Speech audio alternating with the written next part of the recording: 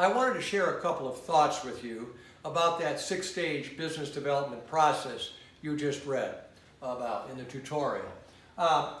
First, a little bit of an overview.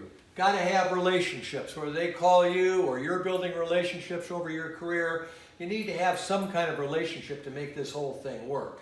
And then you're going to go on to qualifying or tracking leads, i.e. finding out if we can do what they want. Now, when they call you, you know they want something. We still have to make sure it's what we can do. Then we want to go from that discussion, that business dialogue, which we're going from building a relationship to a business dialogue. And then it may take a while to go on to stage 3. Stage 3 is when we have an actual opportunity, a need that we can fulfill, and then we have to shape the service, find out what they really want, and then we got to go on to stage 4, summarize it and feed it back to make sure we're on the same page. If they accept it with either a client or a prospect, that is the final close, and we proceed to do the work to make sure they're enthusiastic, or find out why we didn't get the work and start the whole process again. And of course, at the center is plan the interview, so we don't want to have any of these meetings without a game plan for how we're going to do it. Now, a couple of tips that I'd like to share with you as we use this. First, it's a framework for your plan. Mostly what a plan is a list of relationships that you have now and opportunities you want to pursue, perhaps with a present client.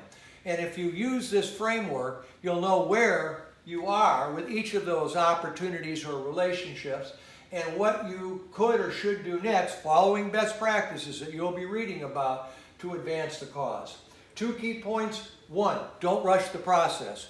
For example, if you're in stage 1, a lot of you are early in your career, you don't want to rush to stage 2, you want to wait till those contacts at least go to a position of influence, maybe not the decision maker, but a position of influence in their organization.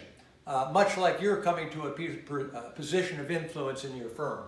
Also, if a prospect calls you and they want something right away, we want to not rush the process. We want to at least build a little bit of a relationship, and we want to find out if we can really do what they want us to do.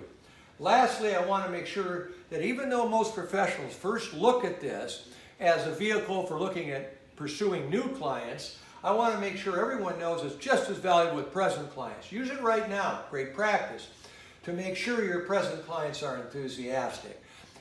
For example, if you have an ongoing relationship with an audit client, every pre-audit planning meeting is like a stage 3 meeting. You already have a relationship, you know they're going to use you for this audit, but I still have to shape the service and find out what's really important, what the real source of value of this year's audit is, and how they want it delivered this year versus last. Same thing for an attorney that's worked with for a long time with a client they're doing multiple transactions like real estate or corporate or litigation. When you've had that relationship, you still need to go through this process to make sure we can do what they want with this particular request and shape the service. See what's different on this engagement, maybe the last 5 we've done for them.